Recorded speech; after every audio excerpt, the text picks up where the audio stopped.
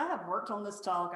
I kind of mentioned it to Stephanie Lindsay. We were hanging out one day and she goes, Jill, you got to share that. You got to make that into a talk. And I started working on it and it's just amazing to me. I know it's such a strange title, Lessons from the Bison. Very strange topic. And I will just put all that blame on Steve Heck. Steve Heck, late March, I was sitting there and I got a text from him. He actually texted me and said he'd been arrested for not wearing a mask, and I need to come get him out of jail. He's in Arizona. He's one of our RVPs. He was just messing with me. He and Carolyn were actually celebrating their 22nd wedding anniversary. You know, he sent us a picture of this amazing dinner they were having, and Steve, out of in a moment of sheer brilliance, proposed at one of our conventions, apparently about 22 years ago.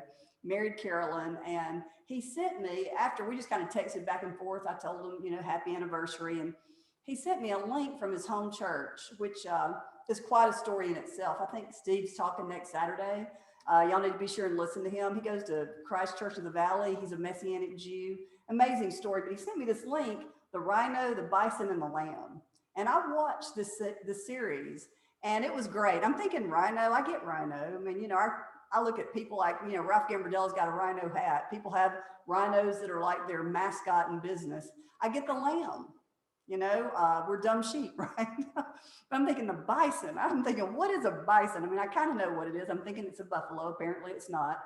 So anyway, lessons from this bison, it basically was this guy that talked about, it's the only animal that when a storm rolls in, they run toward it. They run toward storms. And so I'm thinking, okay, that sounds good. It makes for a great sermon, right? That'll preach. So what do? We fact check. We fact check everything. So I get online, I'm looking up bison. I'm studying a bison. And I found this thing. And to me, it sounds like if you were born when I was in 1960, you know, Marlon Perkins was the guy on Wild Kingdom, which came on right before or right after The Wonderful World of Disney. And so when I hear anything about animals, his voice is kind of stuck in my head, right? He said they're similar in some ways to cattle, but possess significant differences.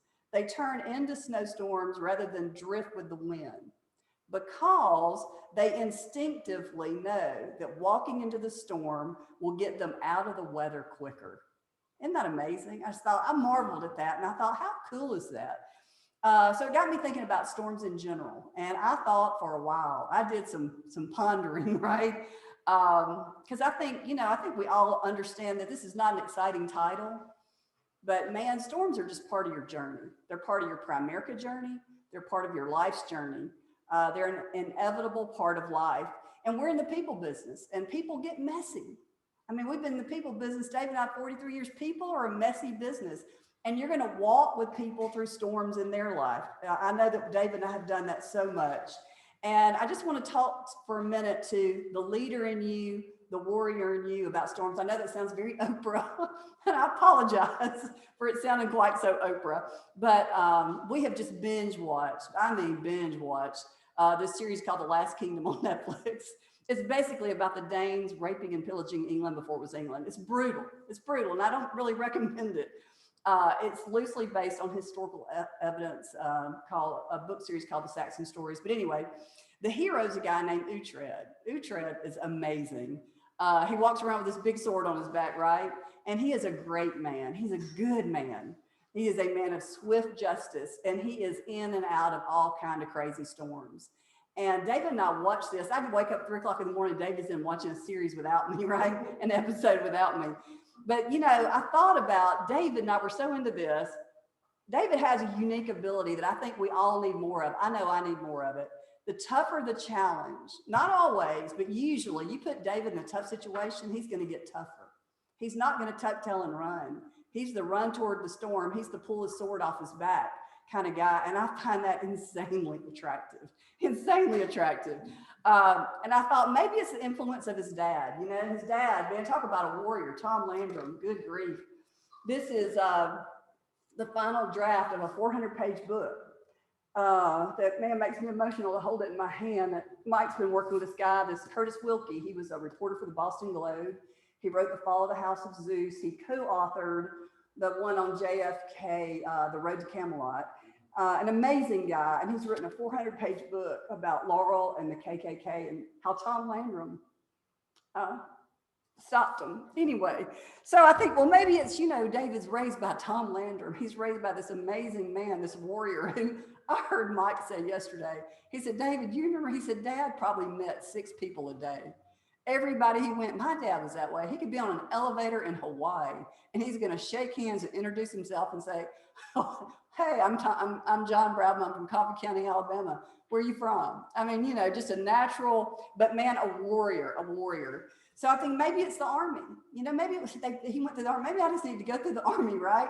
I mean, they talked about how they put him in a cattle trailer and haul him up some hill and cut off all his hair and took away all of his clothes. I mean, that'll give you a mental toughness, right? But then I think it's experience. Man, it's just going through storms. You learn so much when you go through storms. And I wrote down my favorite quote, and I realized when I wrote that, how many times y'all heard me say that? My favorite quote. Apparently, I have a lot of favorite quotes, okay? But this is one of my favorites. I guess I need to say it that way. One of my favorite quotes is from the Count of Monte Cristo. And, the hero is this guy named Edmond Dantes, and the heroine is Mercedes. And he's making a toast to his son. He doesn't realize it's his son at the time, but one of the things he says is, life is a storm, my young friend. You will bask in the sunlight one moment, be shattered on the rocks the next. What makes you a man is what you do when that storm comes. So you think about storms. I've got 7 kinds of storms, and honestly, I think I could have 700. The more I've thought about it, there's just endless the kinds of storms that we go in and out of. And the first one is probably the scariest. It's the perfect storm. It's that Katrina, it's that Cat 5 hurricane, that horrible tornado. It's when the planets line up and bad things just happen. Many times, you're blindsided. They're intense. They have the ability to take you out. It can be anything from a diagnosis. It can be the loss of a loved one. It can be the perfect storm in your marriage or your family. It can be a perfect storm in your finances. And these are tough. And I just want to say that if you know what I'm talking about, I'm sorry. I'm sorry, because I know these things are tough to walk through.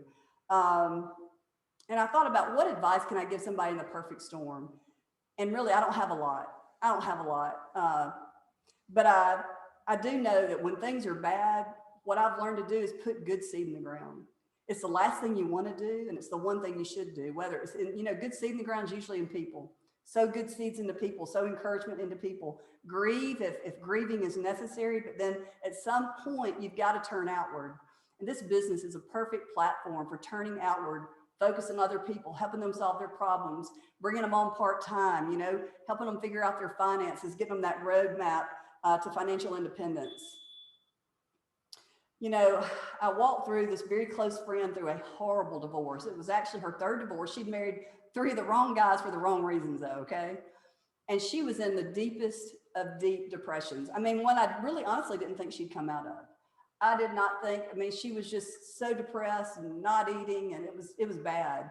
And, she had an opportunity to go off and serve. She went and served the homeless for 2 weeks. She served the homeless, and, she came back different. She came back better. And I think so many times serving, getting out there, putting good seed in the ground. The other thing I know to do is just fast and pray and worship. And, I know that these perfect storms are bigger than me, but they're not bigger than him. The second kind of storm is maybe worse in some ways because they're the storms that we create. We can create our own storm. Maybe that's just me. I look, it's a terrible feeling when you look in the mirror and you go, man, this storm is really my fault. This storm is my fault. And I think most of us for a season, we rationalize, we justify, man, I didn't mean to, or, I really had no choice but to do that. You had maybe a moment of stupidity, or I'd like to just think temporary insanity. I have lived long enough to look back and go, wow, did I really just do that? Did I really just say that? Did I really just put that seed in the ground, whether it's greed or selfishness or somebody saying, I want what I want, right? I'm bad about putting my mouth in drive while my brain is in park, okay? I just do that all the time. You let flesh in the driver's seat. And when you do that, man, you are in trouble. I'm just telling you.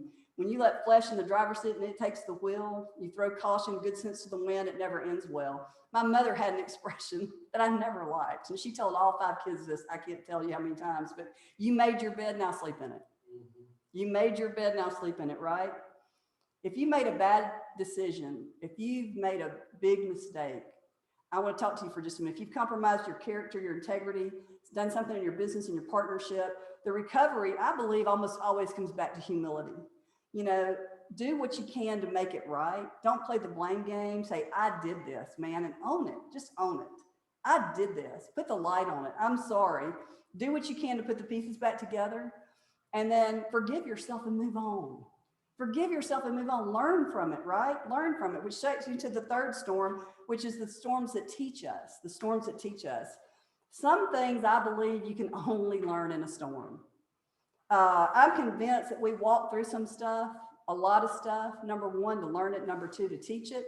And number three, just to give us the ability and the compassion to walk with others through that same storm. I'm reading a book. I'm always reading a book, seems like. This is one a friend gave me called the 40-Day Word Fast for Couples. So I'm in the middle of reading this book. I'm trying to get David to read it with me. He's supposed to read it with me. He's 5 chapters behind, okay? But I'm thinking about why storms are allowed, and this is a great book.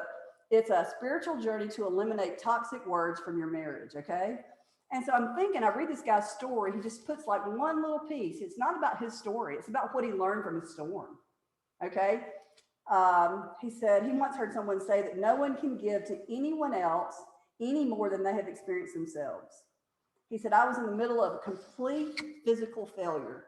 After 7 years of daily chronic pain, I ended up with an opioid addiction for which I had 2 years of methadone treatment. My life was brought to an ugly, complete halt.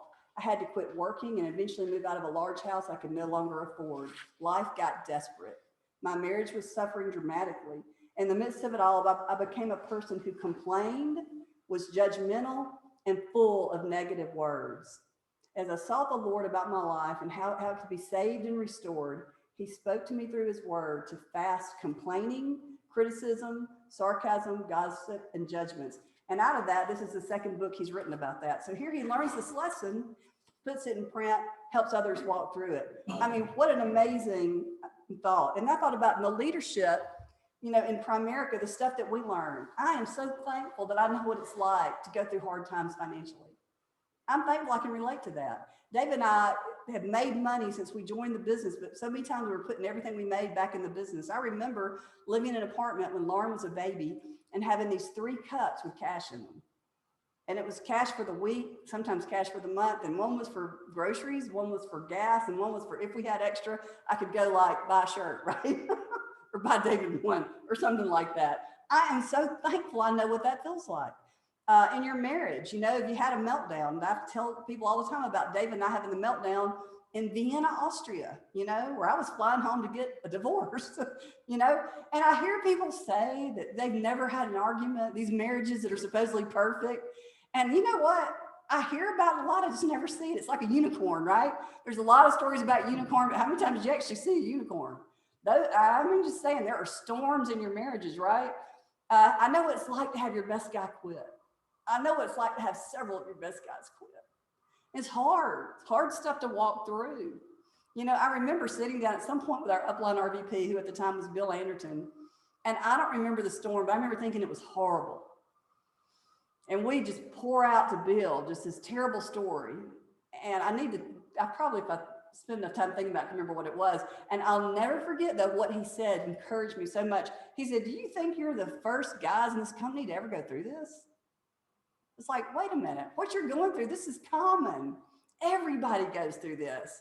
I remember thinking, wow, that is powerful. It was whole life agents. Whole life agents. Whole life agents. Okay, you might should have known, right? Anyway, they've got me off track. Don't do that to me. Got me off track. Okay, another storm that I had where I learned a lot was, okay, and this has really probably not much to do with Primerica, but it might, is I've been through 4 IRS audits, okay? 4 IRS audits. Talk about a storm. There's something about opening that envelope that you feel like the heavens just poured out all kind of wrath and judgment, fire, hell, and brimstone on top of your head, right? The first one I went through, we owed a little bit of money, not a lot. We bought a Defender 90, okay? Amazing vehicle, and sold it. You know, you drive something off the lot and it depreciates, right?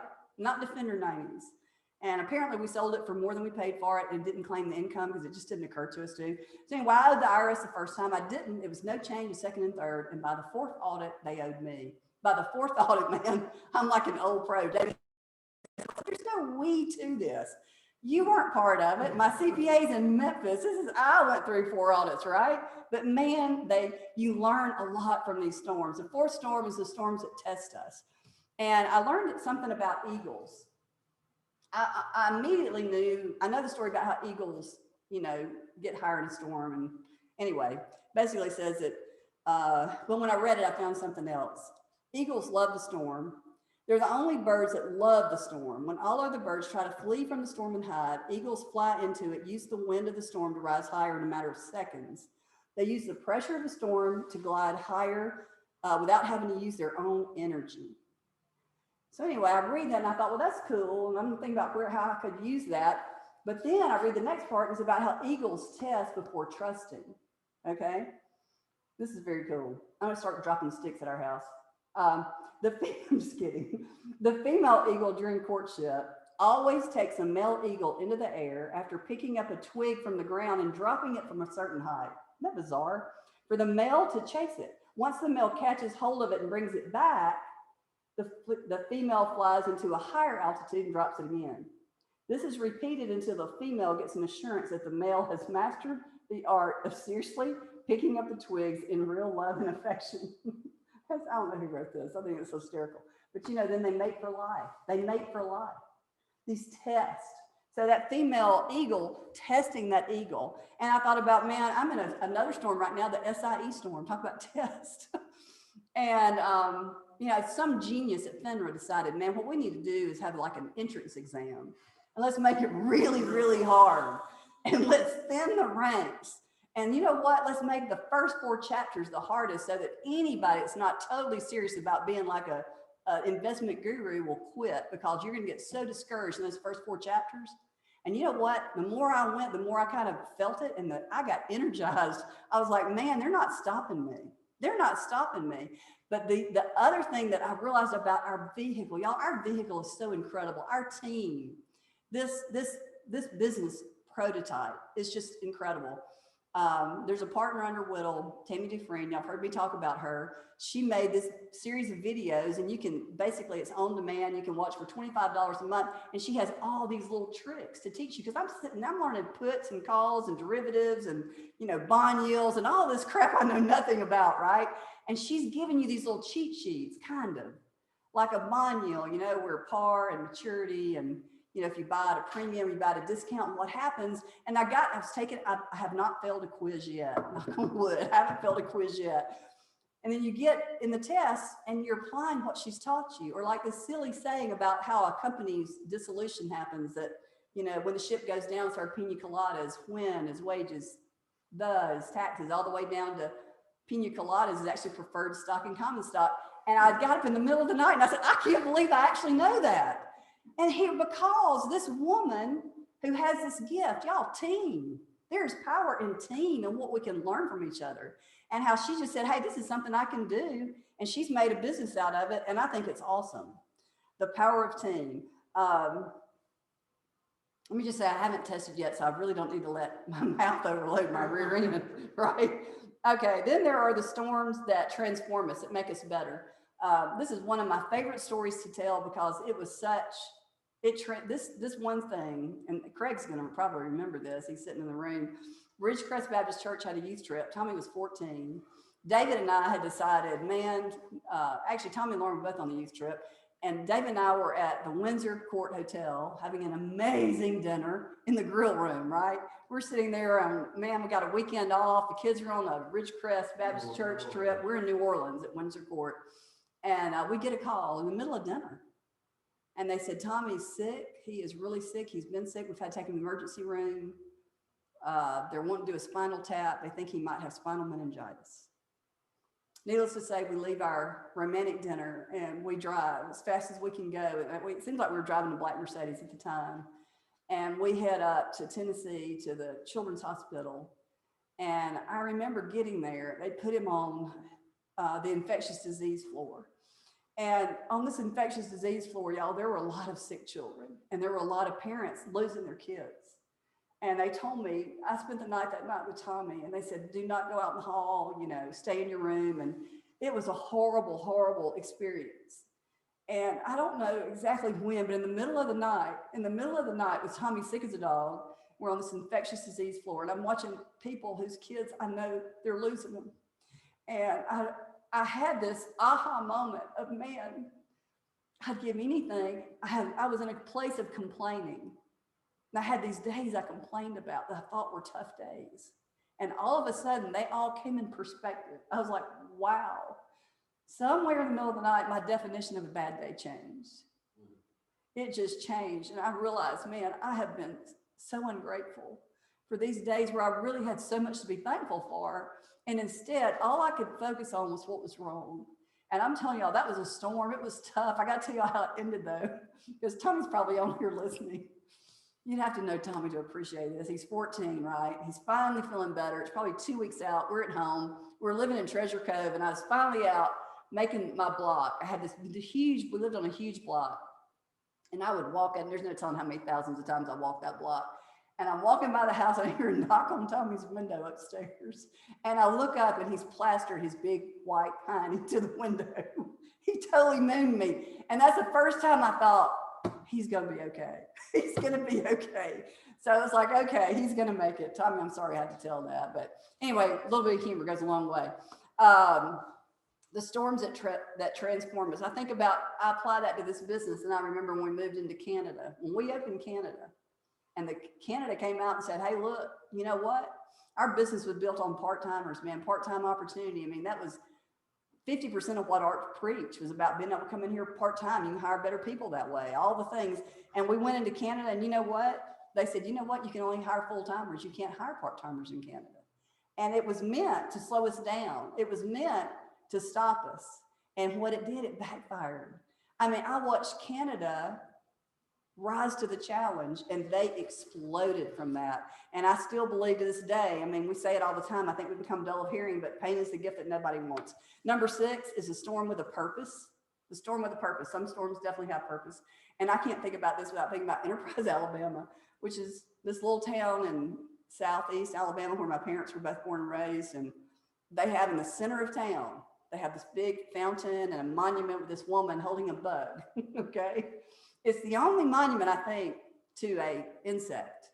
And what happened was that this boll weevil came through town and destroyed their crops. I think they were mostly in cotton. It destroyed their crops, and they said, okay, we're done with cotton, and they switched to peanuts. And a lot of people got really, really wealthy farming peanuts and said, look, so some guys in the town got together and said, let's build a monument to this boll weevil, right? I mean, think about it. Here's this storm, your crops have been destroyed. Here's this horrible bug, but it forces you to do something different. It forces you. Sometimes you get fired, you get laid off, and you go, man, I've been wanting to try that Primerica thing. This might be the perfect storm to come in and go to work with us, right? Sometimes storms are the only way to relocate us. It's the only way to force us to a better place. You know, I think about the pandemic. Talk about, oh my gosh, storm, I hate to even say with a purpose, but I mean, last Sunday, Dave and I had been to a wedding in Florida, and we attended church on my laptop in his car on I-10. I would never thought about doing that 2 years ago. You know, I've attended training during the pandemic on a treadmill. You know, I talked to an agent that's closed business in 3 states in less than 3 hours. I mean, it has absolutely, it was a scary storm, but it's revolutionized our business. And it's just amazing. You know, not all storms come to disrupt your life. Some really do come to clear your path and make your life better. And the last storm is storms with a promise.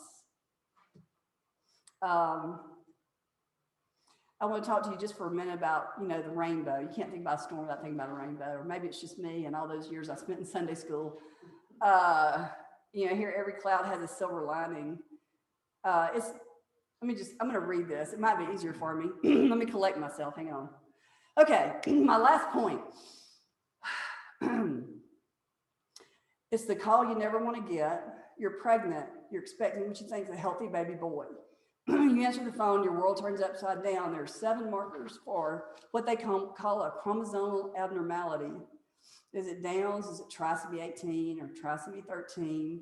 You know, the doctors told us that baby Will's was incompatible with life. But God told Lauren and Walt that this is going to be a marvelous story. So our daughter Lauren, her husband Walt, big sister Finley, and all of us really walked through the storm.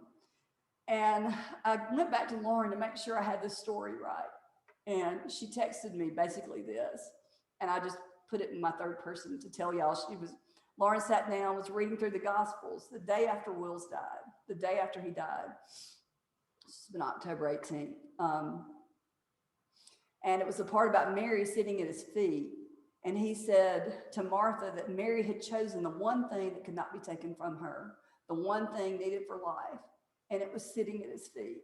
So Lauren had this resolve kind of rise up inside of her, and she said, okay, the one thing needed is him. I can do this. I just have to keep sitting at his feet. So within minutes, her neighbor texted and said, you got to go out in front of your house. You got to go out in front of your house. There was a 0% chance of rain that day, but there was a full rainbow.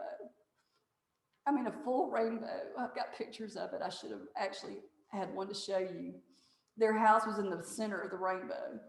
Lauren said that she was absolutely sure when she saw it that that was a sign that God was going to use her struggle to encourage other people in their battles. It was a sweet promise for them. And, you know, I watched them through this. I watched Lauren find the strength she did not know she possessed. She had ability to blog. She started writing and blogging and kind of went viral. And she just ended up just really having an impact on a lot of people walking through the same thing. She had a new passion for special needs kids and those families. So what I want to tell you is that no matter what it is you go through, some of us walk through some tough stuff.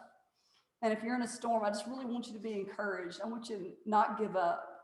And I want us to learn the lesson of the bison and learn the lessons from the eagle and forgive yourself if you've made a mistake and take some of what you've learned and help other people. Help your team walk through that stuff. Get involved in people's lives, you know, and find that rainbow. I hope that encourages you. Thank you.